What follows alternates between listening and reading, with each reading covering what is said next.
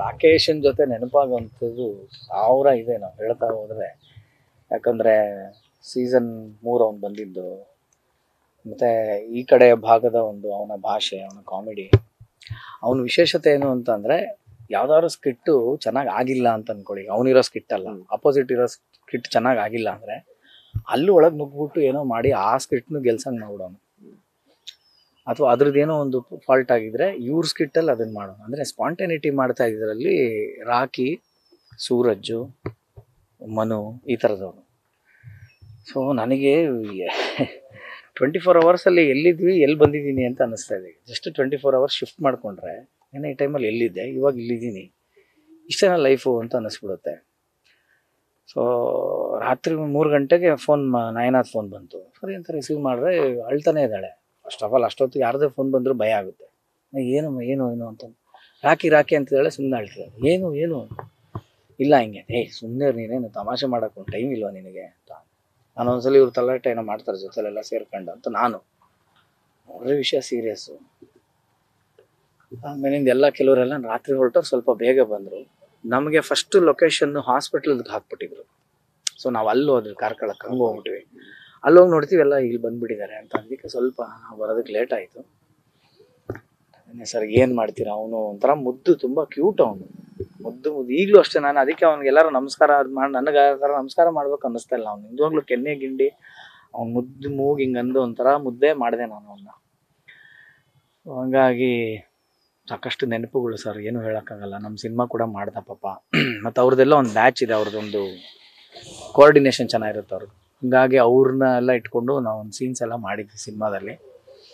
Very talented, ಒಂದು ತುಂಬ ಅತ್ಯಂತ ಪ್ರತಿಭಾನ್ವಿತ ಒಬ್ಬ ಕಲಾವಿದನ ಇವತ್ತು ಕನ್ನಡ ಚಿತ್ರರಂಗ ಕಳ್ಕೊಂಡಿದೆ.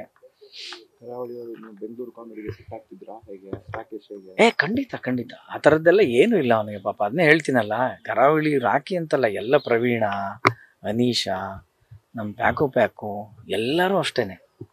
ಆಮೇಲೆ ನಾನು ಬೇರೆ ಆ್ಯಂಕರ್ ಆಗಿ ಕರೆಯೋವಾಗ ಅವ್ರ ಊರು ಹೆಸರಿಟ್ಟು ಬೇರೆ ಕಳೀತಾ ಇರ್ತೀನಿ. ಬೆಳ್ತಂಗಡಿ ಹಿತೇಶ್, ಹಿಂಗೆಲ್ಲ ಕರೀತಾ ಇರ್ತೀನಲ್ಲ, ಅದೆಲ್ಲ ನನಗೆ ಸ್ಟ್ರೈಕ್ ಆಗ್ತಾ ಇರುತ್ತೆ ತಲೆಯಲ್ಲಿ. ಸೊ ಅವನು ಇಲ್ಲ ಅಂತ ಅಂದ್ಕೊಳ್ಳೋದೇ ಅರಗಿಸ್ಕೊಳಕ್ಕೆ ಆಗದೆ ಇರೋವಂಥ ಒಂದು ವಿಷಯ ಸರ್. ಅಂದರೆ ನಾವು ಎಷ್ಟೋ ಇಂಟರ್ವ್ಯೂ ಕೊಡ್ತೀವಿ, ಬೈಟ್ಸ್ ಕೊಡ್ತೀವಿ, ಈ ಥರದ್ದು ಭಾರಿ ಹಿಂಸೆ ನಮಗೆ. ಈ ಥರದ್ದು ಮಾತಾಡೋಕ್ಕೂ ಬಾಯಿ ಬರೋಲ್ಲ ನಮಗೆ. ಇಂಥದ್ದು ಬೇಡಪ್ಪ ದೇವರೇ ಈ ದಿನಗಳು ಅನ್ನೋ ಥರ ಯಾವಾಗಲೂ ಕೇಳ್ಕೊತೀವಿ. ಅದು ಭಾಳ ಚೆನ್ನಾಗಿ ಮಾಡೋನು ಅವನು. ಅದನ್ನೇ ಹೇಳ್ತೀವಲ್ಲ, ಅದು ಇಂಪ್ರೊವೈಸೇಷನ್ನ ಯಾರಿಗೂ ಹರ್ಟ್ ಆಗದಿರಂಗೆ ಮಾಡೋನು ಅವನು. ಈಗ ಏನೋ ಒಂದು ಅನುಕರಣೆ ಮಾಡಿದಾಗ ಅವ್ರಿಗೆ ಹರ್ಟ್ ಆಗೋ ಥರ ಅಲ್ಲ ಅದು.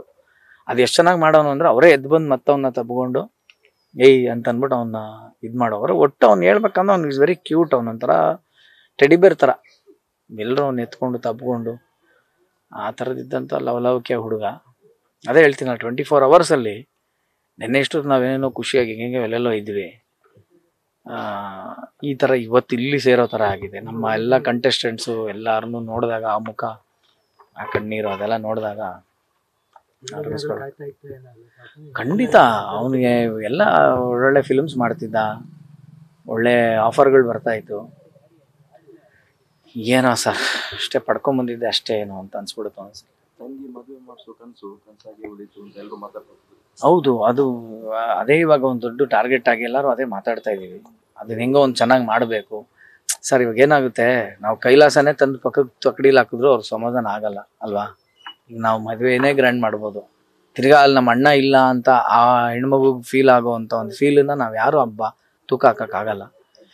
ಯಥಾಶಕ್ತಿ ಹೆಂಗಾಗುತ್ತೋ ಅಟ್ಲೀಸ್ಟ್ ಅವನ ಖುಷಿಗೆ ಅಲ್ಲಿಂದ ಹರಿಸ್ಲಿ ಅಂತಕ್ಕಂಥದ್ದು, ಆ ನಿಟ್ಟಿನಲ್ಲಿ ಏನಾರು ಒಂದು ಮಾಡಬೇಕು. ಮತ್ತು ಮುಂದಕ್ಕೆ ಹೋಗ್ತಾ ಅವ್ರ ತಾಯಿ ನನಗೆ ಆ್ಯಕ್ಚುಲಿ ಬರ್ತಾ ಆಮೇಲೆ ಕಾರಲ್ಲಿ ಹೇಳಿದ್ರು, ಅವ್ರ ತಾಯಿ ತುಂಬ ಅಟ್ಯಾಚ್ಮೆಂಟು ಅಂದ್ಬಿಟ್ಟು ಅಂತ. ನಾನು ಅಯ್ಯೋ ಏನಪ್ಪ ರಗಳೆದು, ಹಿಂಗಾದ್ರೆ ಹೆಂಗೆ, ಎಲ್ಲರಿಗೂ ಇರುತ್ತೆ ತಾಯಿ ಅಟ್ಯಾಚ್ಮೆಂಟು, ಅದರಲ್ಲಿ ಅವರು ತುಂಬ ವಿಪರೀತ ಮುದ್ದಂತಲ್ಲ ಅವನು.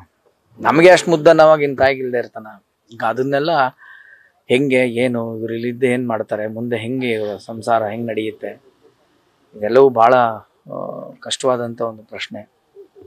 ಬಟ್ ಅದೇನೆ ನೋಡ್ಬೇಕೀಗ ಮದುವೆ ಮತ್ತು ಅದ ನಂತರ ಹೆಂಗೆ ಅನ್ನೋದನ್ನೆಲ್ಲ ನಾವೆಲ್ಲ ಟೀಮ್ ಒಟ್ಟಿಗೆ ಕೂತೇನೋ ಒಂದು ಮಾಡಬೇಕು ಅಂತಿದ್ದೀವಿ, ಮಾಡ್ತೀವಿ ಸರ್.